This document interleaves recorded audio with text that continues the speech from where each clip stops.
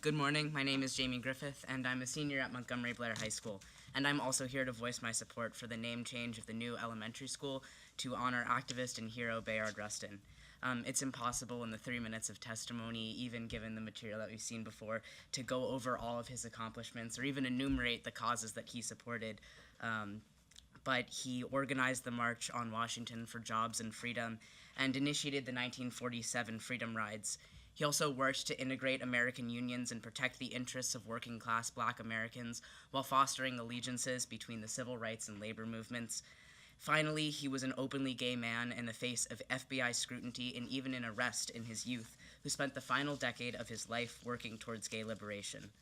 Since his death in 1987, he's been awarded the Presidential Medal of Freedom from Barack Obama.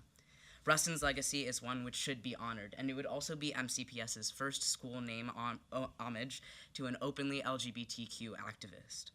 This point is particularly important. As a gay-identified student myself, even in a progressive area, I was raised with a stigma, a society that still attaches shame to my identity. Frequently in classrooms, LGBT history is skimmed over.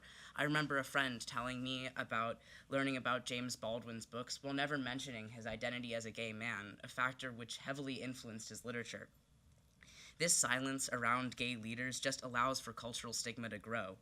Additionally, we shouldn't restrict our conversations about LGBT Americans to high school or middle school awkward health classroom scripts, because my identity is not something shameful or inappropriate for young children.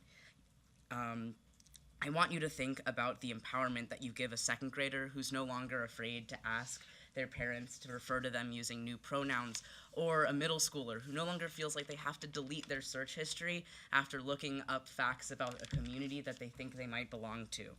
Even though it may seem like a small step, there's huge power in positive representation in a world that has for so long ignored the histories of LGBT Americans.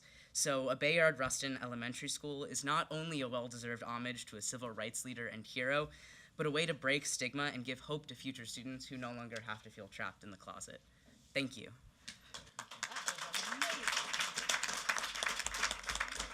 Thank